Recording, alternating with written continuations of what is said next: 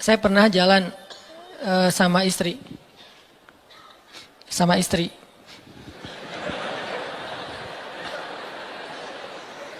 Soalnya nggak mau saya jalan sendiri. Pasti sama jalan sama istri. Terus diajak sama temen makan seafood, ikan panggang.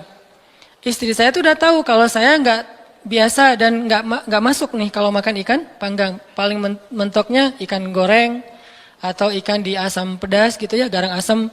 Tapi kalau yang panggang nggak masuk. Diajak sama teman saya, Ustadz ada ikan panggang enak banget nih seafood. Benar-benar makannya di samping laut. Saya kan nggak enak nolak undangan ya. Oh ya boleh boleh. Istri saya langsung lirik-lirik. Dan dia nanya, ada yang digoreng nggak? Kenapa dia bisa langsung ngomong gitu? Kan tahu kan jawabannya? Nah, ada nggak yang ngerasain kita kayak gitu kalau lagi jalan? Belum ya? Duh, maaf ya salah ngomong. Yang empati sama kita, yang ngerti banget kita maunya apa, nggak sukanya apa, dia langsung ngerti, langsung minta ikan goreng. Karena saya tahu saya nggak bisa makan ikan panggang. Atau ada yang ngajak makan kayak ada terasinya, ada jengkolnya. Ini enak banget nih segala macam promo gitu. Saya diem aja. Kan nggak mungkin saya bilang saya nggak suka jengkol, nggak suka terasi. Ternyata menu favorit restoran itu justru jengkol sama terasi. Istri saya langsung mesen apa gitu. Ada telur goreng misalnya. Ini artinya udah ngerti dan berpikir merasa dengan cara empati tadi, peka. Bisa nggak kita ke Allah kayak gitu? Sehingga ketika Allah memberi kita satu hal yang kita sebut musibah, kita sebut kayak ujian, karena kita mengerti Allah, akhirnya kita tahu harus kayak gimana. Akhirnya kita tahu gimana maunya Allah, apa ada yang ada di balik suatu peristiwa yang kita alamin. Ini penting teman-teman. Kenapa? Biar kita bisa belajar sabar, belajar husnuzon dan survive dalam satu masalah. Menggunakan logika Allah. Nah, untuk itu kita coba angkat satu kisah di dalam Al-Qur'an yang menjelaskan tentang matematikanya Allah ini. Ada di dalam surat Al-Anfal. Coba teman-teman buka surat ke-8, surat Al-Anfal. Kita tilawah beberapa ayat pertama. Kita lihat nih, logika Allah ketika kayak bentrok dengan logika hambanya. Yaitu surat Al-Anfal ayat 5. Kita baca ayat 5 sampai ayat 8. Ini salah satu peristiwa ketika logika Allah kayak bentrok dengan logika manusia. Kepengennya Allah beda sama kepengennya hamba. Terus apa yang dilakukan hamba itu, terus apa hasil setelah itu? Kita coba baca ayat 5 sampai ayat 8. Yaitu sebagaimana Tuhan kalian telah menyuruh kalian untuk pergi dari rumah kalian dengan sebenar-benarnya. Meskipun sesungguhnya sebagian dari orang-orang yang beriman itu tidak menyukainya. Mereka membantahmu wahai Muhammad tentang kebenaran setelah nyata bahwa mereka pasti akan menang. Seakan-akan mereka dihalau kepada kematian sedang mereka melihat sebab-sebab kematian itu. Dan ingatlah ketika Allah menjanjikan kepada kalian bahwa salah satu dari dua golongan yang kalian hadapi adalah untuk kalian, sedangkan kalian menginginkan golongan yang tidak memiliki senjatalah untuk kalian. Tetapi Allah hendak membenarkan yang benar dengan ayat-ayatnya dan memusnahkan orang-orang yang menentang sampai ke akar-akarnya. Agar Allah memperkuat yang hak itu Islam dan menghilangkan yang batil atau kemusyrikan. Walaupun orang-orang yang berdosa itu tidak menyukainya. Shadaqallahul azim. Ngerti teman-teman? Agak kurang jelas ya. Kenapa kurang jelas? Karena kita mungkin sebagian belum membaca kisah yang ada di dalam ayat ini. Salah satu tips paling gampang kalau kita pengen ngerti ayat Al-Quran, baca dulu sejarah yang berkaitan dengan ayat itu. Kalau dalam ilmu tafsir itu disebut dengan asbabun nuzul. Peristiwa-peristiwa yang menyebabkan turunnya ayat tersebut. Contohnya surat Al-Anfal. Kalau teman-teman pengen ngerti surat Al-Anfal, coba sebelum baca surat Al-Anfal, baca dulu peristiwa Perang Badar secara lengkap. Nanti di buku sejarah tuh ada Perang Badar, cari yang paling tebal, biar nanti pas kita baca detail, banyak hal-hal kecil yang kita jadi ketahuan. Baca peristiwa Perang Badar, setelah berkali-kali baca udah ngerti banget, kayak nonton film berkali-kali sampai hafal. Setelah itu coba baca surat Al-Anfal. Pasti beda. Seolah-olah kita ngalamin ketika ayat itu turun. Itulah bedanya sahabat sama kita. Mereka lebih mengerti Al-Quran karena mereka ngalamin. Nah kita kan cuma membaca teks sejarah, tidak mengalami. Tapi kalau kita baca sejarah berkali-kali lalu baca Al-Anfal, itu akan lebih berasa. Itu yang saya alami. Nah termasuk ayat yang tadi kita baca. Apa sih yang terjadi sampai turun ayat kayak gini? Yang terjadi dulu di tahun kedua setelah Nabi hijrah ke Madinah, orang-orang Mekah yang dipimpin oleh Abu Sufyan mau berdagang ke Syam. Apa yang mereka bawa dalam karavan dagang?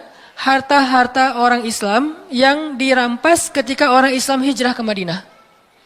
Jadi kayak misalnya Abu Bakar hijrah ke Madinah, harta Abu Bakar yang ditinggalin di Mekah itu dirampas sama Abu Sufyan. Terus ada Suhaib bin Amr Ar-Rumi hijrah ke Madinah. Semua harta yang ditinggalkan di Mekah, pasarnya, ladangnya, ternak-ternaknya diambil oleh Abu Sufyan lalu didagangkan ke Syam. Nah setelah 2 tahun kaum muslimin berada di Madinah, dapat kabar nih kalau Abu Sufyan dan karavan dagangnya baru pulang dari Syam membawa keuntungan hasil dagang harta kaum muslimin yang dirampas di Mekah. Berarti yang dibawa oleh Abu Sufyan harta siapa? Harta kaum muslimin ya, harta sahabat. Sehingga Nabi mengatakan, mari kita cegat Abu Sufyan yang ngelewatin jalur dekat kota Madinah, karena emang itu jalur lintas antar negara. Mari kita cegat Abu Sufyan dan kita ambil kembali hak kita.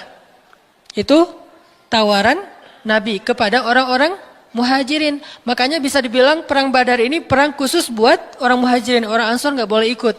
Karena awalnya juga pengen ngambil harta orang Muhajirin. Itu skenario awal.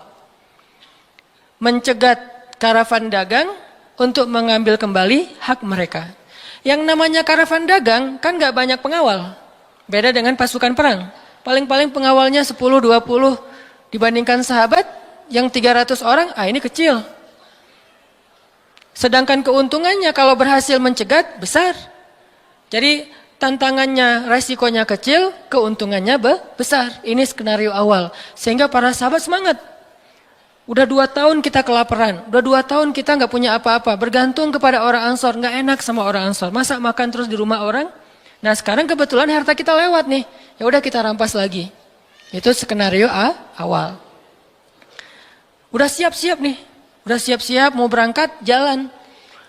Tengah jalan Abu Sufyan dapat berita. Kan pakai mata-mata gitu. Dapat berita bahwa kaum muslimin mau mencegat. Akhirnya Abu Sufyan langsung nelpon Abu Jahal. Jahal gitu. Nelpon Abu Jahal. Dan sinyalnya bagus lagi waktu itu. Langsung telepon. Gak putus-putus. Kita mau dicegat nih, coba kamu kirim pasukan untuk melindungi karavan dagang. Soalnya harta yang kami bawa juga ada hak kamu di situ. Jadi diiming-imingi. Abu Jahal pun kemudian mengumpulkan orang-orang Mekah sebanyak kurang lebih 1.000 orang untuk mengawal karavan dagangnya Abu Sufyan. Langsung melesat, satu pasukan bergerak cepat sehingga sekarang ada 2 target. Satu karavan dagang, satu lagi pasukan militer yang jumlahnya 1.000 orang. 3 kali lipat lebih banyak dari kaum muslimin. Tiba-tiba turun ayat kepada Nabi. Terus Nabi mengatakan kepada para sahabat, wahai para sahabat, sekarang kita punya 2 pilihan. Mau tetap mencegat Abu Sufyan, atau kita sekarang malah beralih ke Abu Jahal dengan pasukannya. Sok pilih yang mana kalian. Kaum muslimin sebagian besar memilih tetap seperti rencana awal, mencegat karavan dagang. Jangan mencegat pasukan. Ngapain kita capek-capek perang sama Abu Jahal, untungnya nggak ada. Terus pasukannya lebih banyak, resikonya lebih besar. Dan mereka terlatih, kita sipil yang dipersenjatai seadanya. Mending kita tetap kepada Abu Sufyan. Untungnya besar, resikonya kecil, dan sama-sama sipil. Tapi ternyata ketika disuruh pilih kayak gitu, kaum muslimin udah memilih pilihan mereka, Allah memilih pilihan Allah. Kata Allah, enggak, aku memilih kalian menghadapi Abu Jahal. Berat gak sih kayak gitu? Ini matematika Allah, hitung-hitungannya Allah nih. Logika Allah. Kadang hidup kita kayak gitu banget teman-teman. Kita pengen kuliahnya ini, ternyata yang lulusnya bagian ini. Saya dulu pengen kedokteran. Tapi lulusnya malah ke Mesir. Ya alhamdulillah, karena nilai eksaknya jelek. Ya udahlah ke Mesir aja. Dan ke Mesir juga dulu niatnya bukan mau kuliah, mau main. Wah bagus juga kan dulu ada Dunia dan Berita suka perkiraan cuaca gitu kan, internasional. Kairo, hujan gitu. Wah Kairo, pengen kuliah ke luar negeri. Artinya bukan pengennya saya ke Kairo, tapi Allah menghendaki kayak gitu. Bukan pengennya saya menikah, Allah yang menginginkan. Saya pengennya dari dulu, bukan waktu itu. Jadi bukan pengennya saya menunda pernikahan. Ya. Pengennya mah 17 tahun nikah, wilah. Lulus SMA atau belum lulus mah nikah. Tapi pengennya Allah usia 22 tahun. Ada yang 32 tahun. Ada yang 42 tahun. Ada yang masih betah sendiri. Nah pengennya kita mah udah mau nikah nih sekarang nih. Tapi pengennya Allah, jangan kamu jaga ibu dulu. Pengennya kita kerjanya kayak gini nih, usaha. Tapi takdirnya Allah jadi misalnya masuk ke pegawai negeri. Atau sebaliknya, pengennya pegawai negeri malah jadi pengusaha. Dan seterusnya. Ada lulusan sains tapi usahanya di wisata kuliner. Di usaha kuliner. Ada yang kayak gitu. Ada teman saya lulus ITB planologi. Tata kota. Tapi usaha kuliner. Tapi alhamdulillah dan sukses. Jadi kadang-kadang kepengennya kita sama Allah itu suka bentrok. Dalam kondisi kayak gitu apa yang harus kita lakukan? Termasuk kepengennya kita nggak punya anak dulu, tapi nggak tahu gimana caranya tiba-tiba punya anak misalnya. Masih nggak tahu lagi gimana caranya ya. Kan ada tuh udah nikah, kita jangan punya anak dulu ya, karir dulu ya aja, tapi ternyata nggak ada ikhtiar, pasrah gitu ya, akhirnya punya anak misalnya. Kan bukan kepengennya kita. Atau pengen punya anak tapi belum punya aja, udah 15 tahun menikah belum punya anak. Kayak Nabi Zakaria, gimana nih? Ketika apa yang kita inginkan dengan apa yang Allah inginkan, kesannya bentrok. Itulah yang terjadi kepada kaum muslimin dalam perang Badar. Mereka pengen Abu Sufyan, Allah pengen Abu Jahal. Sehingga Allah katakan di ayat 5-nya, wa inna fariqam minal mu'minin lakarihun. Walaupun sebagian orang-orang yang beriman itu karihun, nggak suka. Sehingga pada diam-diam mereka sebetulnya ngeluh gitu. Kenapa ya jadi berubah gini? Tahu gini dari awal, gitu kan ya? Mulai desas-desus di antara kaum muslimin. Karihun, tidak suka dengan pilihan ini, nggak suka dengan tawaran ini. Inilah yang terjadi. Dan kita kadang-kadang juga karihun dengan kehendak Allah. Karihun, kenapa sih harus kayak gini? Kenapa sih saya hidupnya gini-gini amat? Kenapa saya yang diperlakukan kayak gini? Kenapa? Dulu ada satu tips, katakan saja la'allahu khair.